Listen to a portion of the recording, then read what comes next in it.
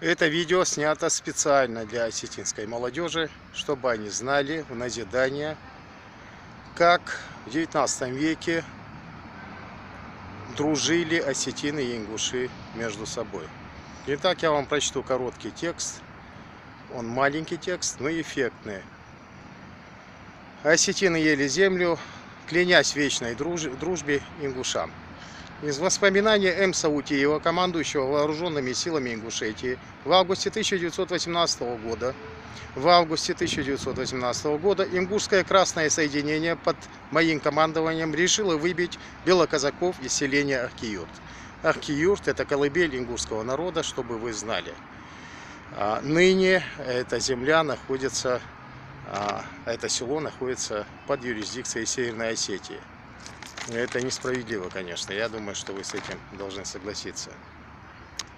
Среди белоказаков в селе оказалось несколько сотен осетин разных возрастов, бежавших от погрома во Владикавказе. Перед штурмом ко мне обратился Чермен Баев, руководитель партии кирменистов в Осетии, и попросил вызволить оттуда осетин. Белоказаки оказались вынуждены отпустить из села осетин. Из Ахкиюрта двинулась длинная вереница на арбах, подводах, тачанках, и впереди шли попы, 9 человек с длинными бородами.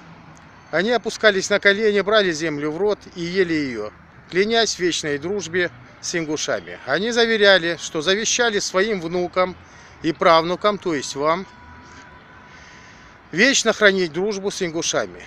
О взятии казачьих станиц и выселении казаков с исконно-ингушских земель он вспоминал так, Саутиев. 3 дня Сунжинская столица Ахкиюрт сдавала оружие. Даже в 1923 году мы находили в колодцах патроны, упакованные в цинковые ящики, пулеметы, закрытые на кладбище. Взятием станицы Августовское восстание было ликвидировано. Станицы были разоружены, а Народный совет предложил в течение определенного срока выселить Моздокский район. Казаки, сдавая оружие, проклинали всех, ругались и плакали. На что один из старых казаков сказал им: «Вы плачете, а я смеюсь. Я был самым богатым человеком станицы. У меня было столько-то ульев, пчел, столько-то скота, а теперь я заплатил свой долг. Я помню, как когда-то мы выселяли ингушей. Мы не давали им допечь хлеб, выбрасывали их детей с люлек. Эти слова произвели моральное воздействие на казаков. Слезы прекратились, а злоба ушла. В феврале 1919 года мы имеем дело уже с Деникиным, который прошел всю Кубань, Дон и Терек, не встречая сопротивления. И он доходит до наших аулов. Что дальше стало с Деникиным, я уже как-то вам рассказывал. Итак, осетинская молодежь должна знать, что Ахкиюрт – это колыбель ингушского народа. Эти территории отторгнуты и переданы вам.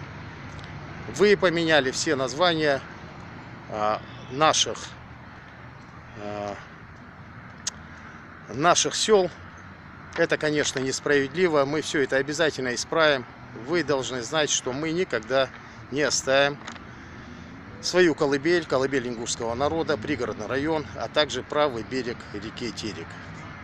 И в назидание мне лично хочется вам сказать, чтобы вы знали, что осетины 19 века, того же 19 века, знали, что с ингушами надо и считаться, и дружить, и уважать их. Поэтому в назидание вам я вам советую уважать ингушей. Всего доброго, до встречи.